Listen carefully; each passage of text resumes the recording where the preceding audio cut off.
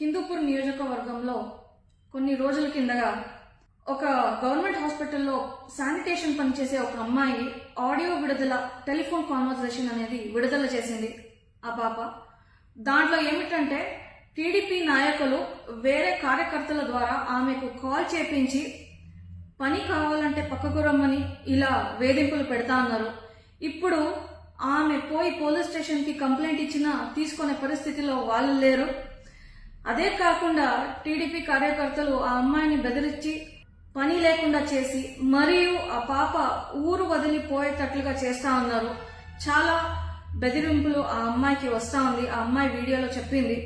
అదే కాకుండా ప్రాణహాని ఉంది అని కూడా ఆ పాప చెప్తాంది. ఈరోజు ఇవన్నీ మొన్న అనాధికారంగా వచ్చినటువంటి బాలకృష్ణ గారి సతీమణి హిందూపూర్ పర్యటనకి వచ్చినారు. వాళ్ళకి తెలుసా ఇవన్నీ? ఎందుకు అడుగుతున్నానంటే మీ సతీమణి గారు వచ్చినప్పుడు బాలకృష్ణ గారు చింటూ అనే వ్యక్తి పోయి బొకే ఇచ్చి ఫోటో కూడా తీసుకున్నారు. ఎలా మీరు ఇలాంటి కార్యకర్తల్ని ఎంకరేజ్ చేస్తారో అని నేను అడుగుతున్నాను. ఇది ఫస్ట్ ఆఫ్ ఆల్ మీకు తెలుసా? మీ పిఏలకి ఇవన్నీ తెలుసా అని నేను అడుగుతున్నాను.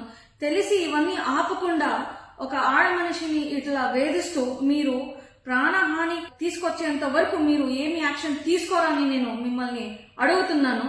ఇది ఆపుకుంటే మంచిది అని నేను టీడీపీ కార్యకర్తలకి హెచ్చరిస్తూ ఆ అమ్మాయికి సపోర్ట్ గా మేమున్నాము అని చెప్తూ మరొకసారి హెచ్చరిస్తూ దీన్ని మీరు మానుకుంటే మంచిది, లేకుండా ఉంటే ప్రతి ఒక్కరూ రోడ్డుకు దిగి మీకు బుద్ధి చెప్పాల్సిన రోజులు వస్తాయని నేను చెప్తున్నాను.